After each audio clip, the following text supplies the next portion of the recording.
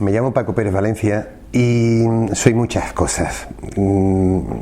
Estoy aquí invitado por CENDEAC en el ciclo Contar el Tiempo para debatir, para profundizar, para activar el pensamiento sobre el mundo profesional al que pertenezco, que es el mundo de la creación contemporánea en cualquier lenguaje. Pero es verdad que la museografía es la que ha ocupado el territorio más amplio de mi actividad profesional.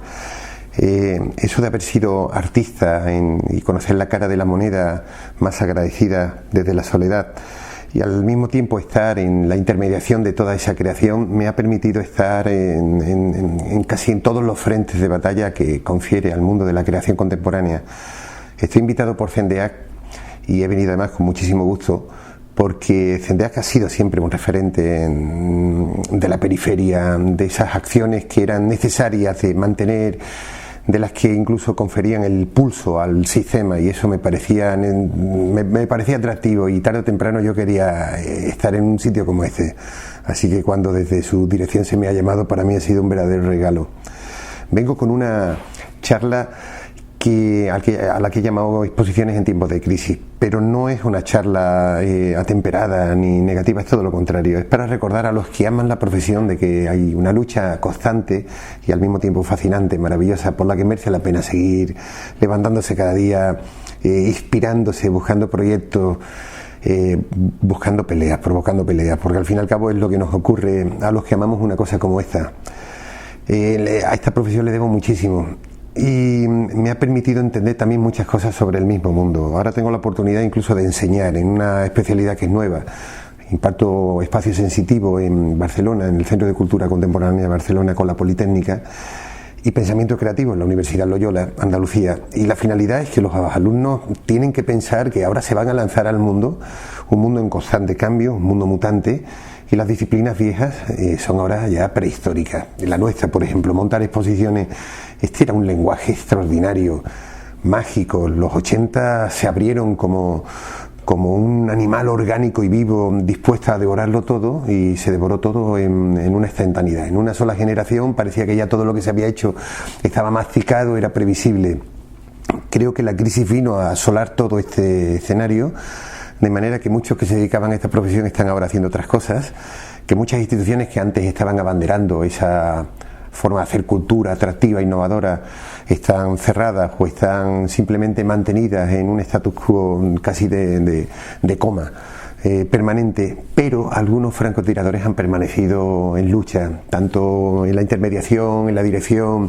Ahora ya sabemos que a ese pequeño museo de barrio, ese pequeño centro que quiso en una ciudad hacer cosas y contar cosas, no dependía ni de su arquitectura, ni de los presupuestos, ni de la dirección creativa. Al final dependía del amor con el que se gestionaban esos recursos, del amor por brindarse a un proyecto en el que se creía, y eso es lo que marca la diferencia. Hoy vengo a recordar todo eso porque creo que puedo tener entre mis interlocutores a jóvenes que están pensando cuestionarse el entrar en este terreno, y quiero recordarles que este es un terreno bello si se le ama. Quiero también recordárselo a ese público variado que viene a este tipo de cosas para ver un poco qué se cuenta de la cultura. No hay una sola lágrima de llanto en este brindis que quiero hacer desde Murcia. Es todo lo contrario, es volver a recordar que este es un terreno al que yo acudí y donde yo entré con una firme vocación, con un deseo tremendo por transformar las cosas, y de nada hubiera servido que alguien me hubiera recordado por el camino de que no era el lugar para ganar dinero ni para ganar la fama. Entré por convicción y quiero seguir peleando de esa forma. Montar exposiciones es algo muy atractivo, y hoy además voy a recordar que es algo muy sexy, y si no lo ven así algunos profesionales es porque lo están haciendo seguramente mal. Uno siempre piensa en hacer una emboscada, y en eso consiste hacer una exposición. No se pueden imaginar los espectadores, el público, cuando pillas en una situación no controlada al espectador con tu trabajo, con tu intermediación. Tú no haces la obra. Tú eres simplemente un profesional que eres capaz de coger un algo para llevarlo a un lugar y contar con todo eso un proyecto distintivo y diferente. No puedes imaginarte lo bellísimo que supone para alguien el ver que todo eso supone una detonación distinta. Alguien que se ve atrapado, A eso le llamo la tormenta perfecta. Y yo llevo persiguiendo esa tormenta perfecta muchos años y no siempre con éxito. Por eso estoy aquí hoy, porque quiero recordarles a todos esos que luchan, pero no saben si la lucha es la adecuada, de que este es un trabajo verdaderamente apasionante, sigue siendo apasionante. Y todavía sigo pensando que es el gran metalenguaje. La diferencia con el cine, con los libros, con otros territorios donde el espectador casi sin moverse es capaz de vivir una experiencia extraordinaria. La exposición obliga como lenguaje al espectador a tomar constantes decisiones. Tú puedes llenar una sala de señalética, de flechas que van en una dirección, y el espectador es soberano y decide hacia dónde quiere ir, cómo quiere ir, cuándo quiere pararse, qué toma, qué desecha. Esto me parece que es algo inaudito. El único problema que tenemos en nuestro mundo, y esto es algo que también quiero constatar, es que no se pueden hacer exposiciones como siempre se están haciendo.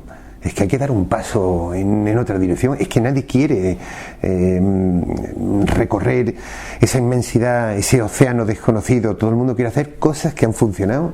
Y ahora te llamo a una institución, quiero lo que se ha hecho en la institución tal, quiero lo que hiciste en aquel proyecto. Y mi deseo es poder abrir una nueva puerta y provocar una nueva cosa. Soy de los que piensan que una gran exposición no necesita de demasiadas cosas, salvo una, y es el amor. El amor por brindarte y por hacer cosas. Así que no hay excusas con pequeños presupuestos o insignificantes presupuestos, o arquitecturas desmedidas, o públicos que están cansados y hastiados a lo que le puedes ofrecer. Yo creo que hay todavía mucho por lo que luchar. Estos son mis sueños. Pienso que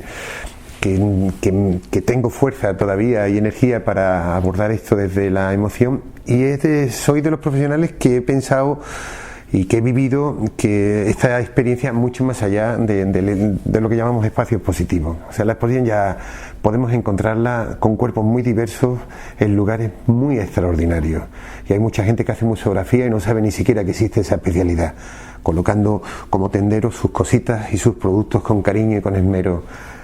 Ese tipo de experiencias es la que me gustaría que entrara en el museo. Alguna vez la vida y la emoción tendrá que entrar por las puertas de los museos, y solo así la tontería y lo institucional saldrán por las ventanas.